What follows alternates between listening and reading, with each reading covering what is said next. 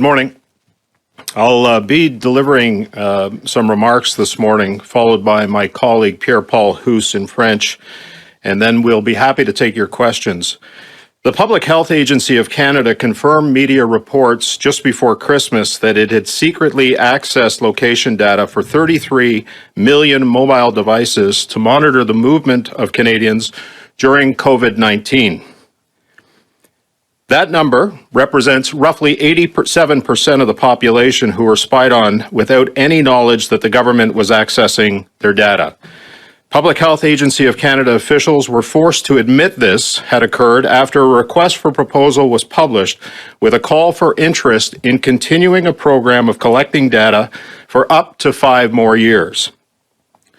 There are a few points I want to make on this. First, no one knew that PHAC was collecting their data and for what purpose. So, why was it done in secret? Who authorized it? And who was this shared with?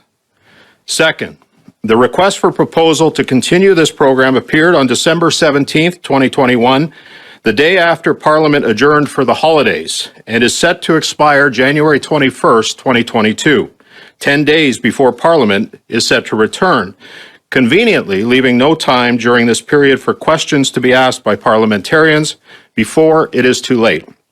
Third, what measures are being put in place to protect de-identified information from being re-identified? It should not be lost on anyone that PHAC's request for proposal is being undertaken without any indication that this was about to occur, with no ability for parliamentary scrutiny to determine what this information has been used for, what outcomes the agency and by extension the government is hoping to achieve to mitigate the damage being done by COVID in our communities, and what protections are in place to ensure that the privacy of Canadians has been and will be protected under this program. As David Lyon, author of Pandemic Surveillance and former director of Surveillance Studies Center at Queen's University noted, as have privacy experts and advocates, the pandemic has created opportunities for massive surveillance surge on many levels, not only for public health, but also for monitoring those working, shopping, and learning from home.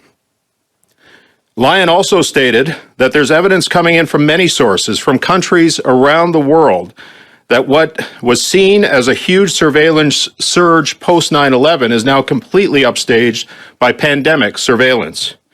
Last week, I wrote the Canada's Privacy Commission to investigate the reports that have surfaced and the request for proposal.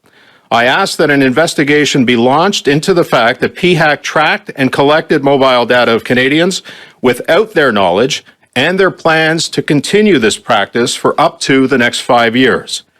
It's uncertain to me and many others whether the Privacy Commission was even aware that this was occurring, because in a report in the National Post, the Office of the Privacy Commissioner said, and I quote, "It is following up with PHAC to obtain more information about the proposed initiative." This gives us every indication that the OPC was not even aware of what PHAC and the government were doing and what they planned to do. This causes us great concern, as it should every Canadian.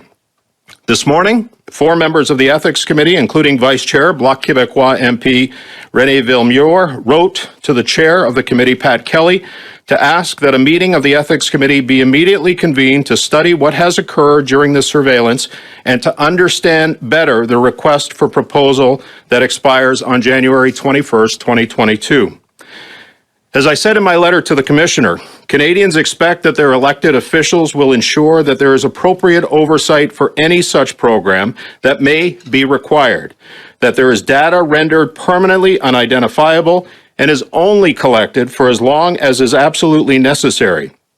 It is vital that we do not allow the COVID response to create permanent backslide of the rights and freedoms of Canadians, including their fundamental right to privacy.